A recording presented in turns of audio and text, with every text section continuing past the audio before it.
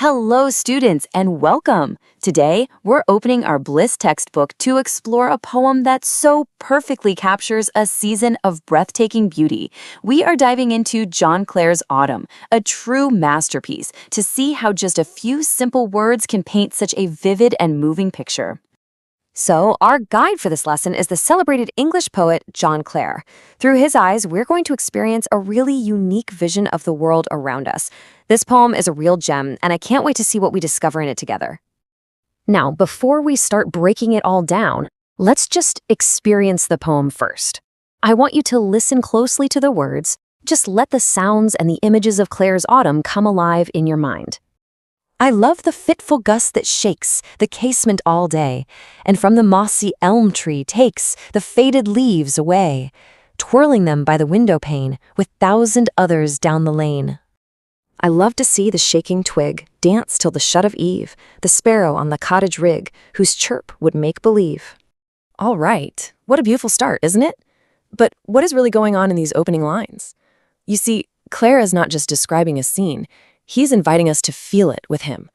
He's painting a picture of autumn that's about what he sees, what he hears, and what he feels on his very skin.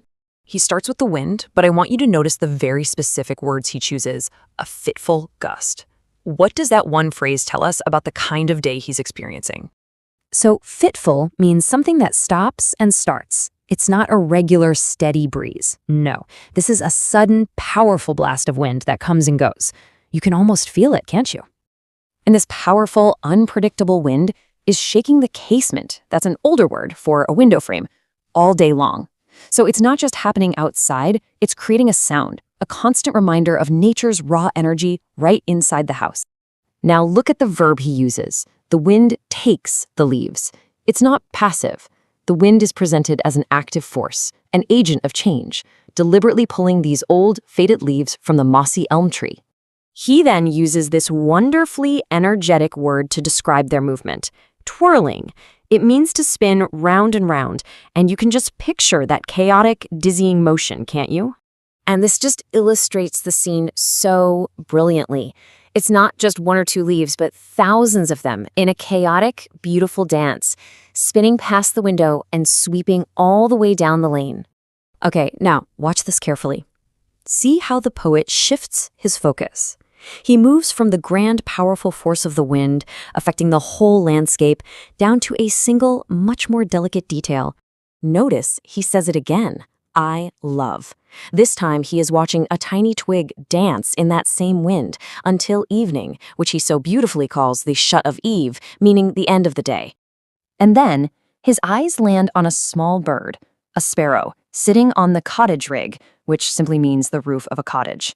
From the vast power of the wind to this one small, living creature.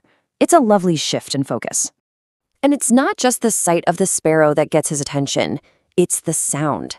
That small chirp, he suggests, is so full of life that it has the power to change his very perception of reality.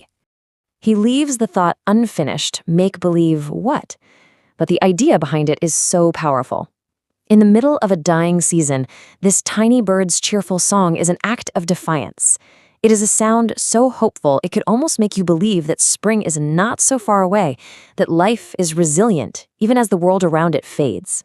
So after looking at all these images, the powerful wind, the dancing leaves, the hopeful sparrow, what is the main feeling, the main mood the poet is trying to share with us?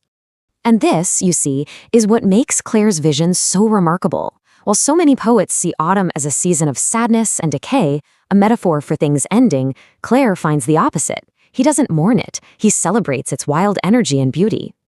He finds joy in every single one of these details, from the powerful gusts of wind shaking his window to the small, defiant chirp of a bird on a roof. Everything is alive and interesting to him. And just in case we missed it, he makes his feelings absolutely clear by repeating that phrase, I love. This repetition is a very deliberate choice. It's hammering home his deep, personal affection for a season that for him is all about joy, not sorrow. It's what our textbook perfectly calls a pen picture.